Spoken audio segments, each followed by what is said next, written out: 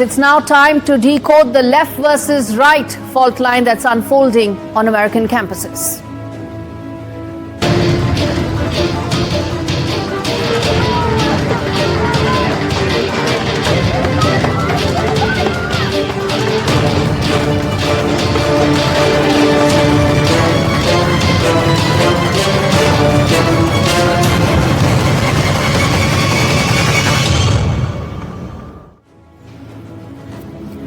The divide between the conservatives and left-leaning American universities have never been sharper.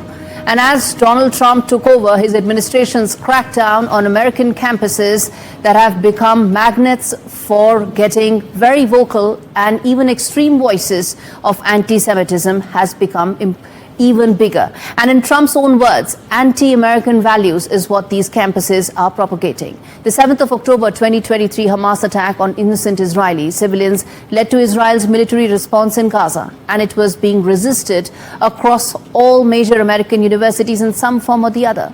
And some even threatened Israeli students on campuses. How did it get here? And why is it that the administration, many feel, is just getting started in its war against these left-leaning campuses? This report has all the answers.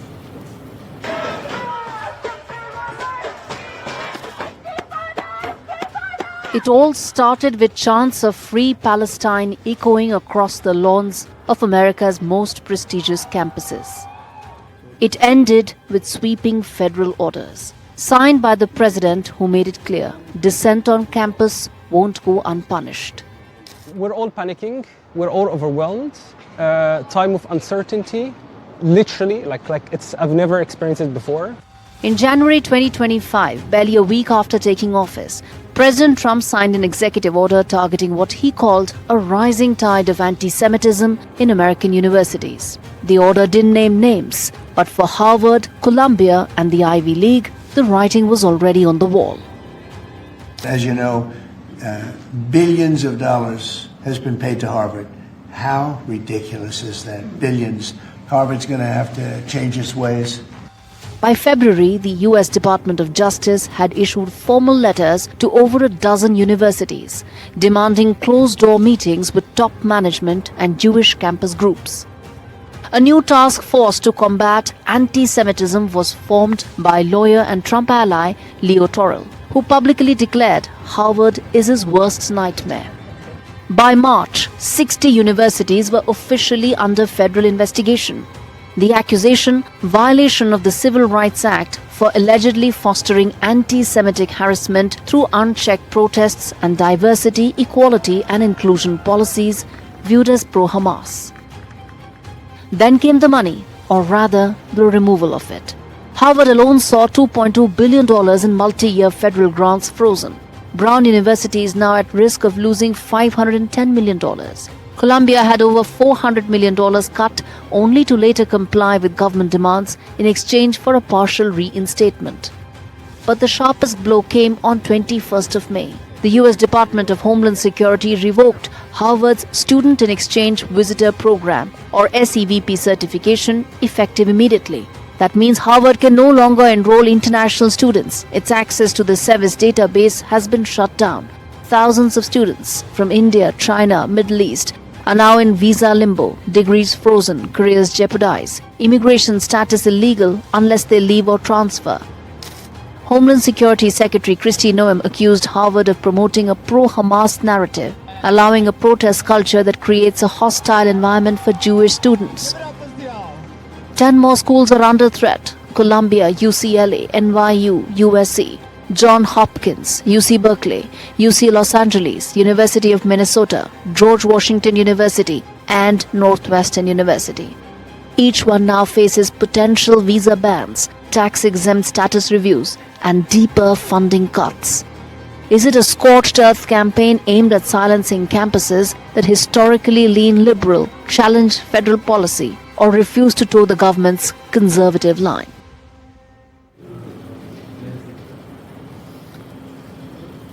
Viewers, the back and forth between Harvard and the government is symptomatic of the deep ideological divide that is now on American campuses. Left-leaning campuses they are, long considered beacons of independent thought.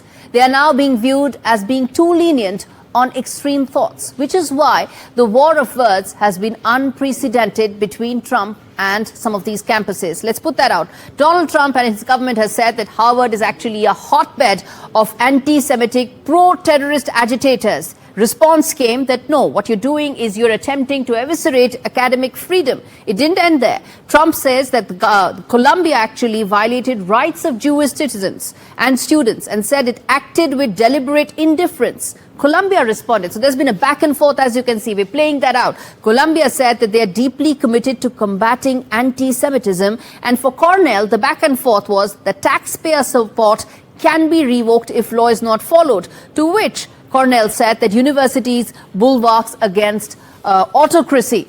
Now, that doesn't end right there. It goes on further. There has been a clampdown as far as activism is concerned. What has happened?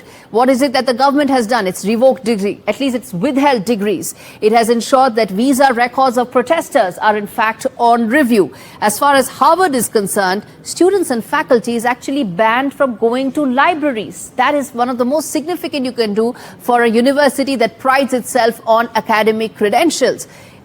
There you can see that they have been banned from libraries. For Columbia, there's been a ban on face masks, and protesters actually face arrest. So there have been separate set of decisions that have been taken for each of these major Ivy League universities. And as far as NYU and Penn is concerned, both suspensions and probations are in place as far as protesters are concerned. So you can see the unprecedented back and forth that has taken place between both Donald Trump's government as well as universities. Neither side is giving back, but it also indicates that just how far the divisions actually lie between these two extremes. One saying everything is fine because at the end of the day it's freedom of speech. The other saying, well, guess what? You cannot have that because you need to abide by the government's diktat. And that's exactly the fault line that we are exposing right here. Which brings me to the other aspect of the show, which is, well, blinkers off. At the end of the day, viewers, Harvard gets hundreds of millions of dollars in federal funding. It is America's richest university. It has an endowment of $52 billion.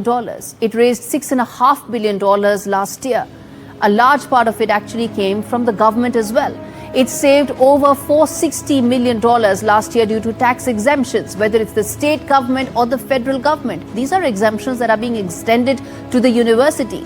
And there are now two very important things that need to be kept in mind. If university takes funding from the government, then the administration is within its right to implement some changes. Seek those amends. Ask the university to comply with some broad framework in which every educational institution needs to function. Secondly, private universities cannot be a law unto themselves. They need to abide by the law of the land. The law of the land is, as far as America is concerned, that anti-Semitic activities will not be allowed on campuses. If something goes against the very institution of being an American value, then it needs to be addressed. The shocking and repeated protests that took place on American campuses last year cannot be brushed aside in the name of right to free speech. Academicians do not live in parallel universe. If a university foments any thought that can lead to anti-Semitism, then the government will have to rein in, more so when they sit on government money. And that is something that needs to be kept in mind. We haven't heard the last of this contest, this war of words, this escalation between American universities and the Trump administration. Which way it will go, no one knows. But students' lives and their futures are definitely at risk.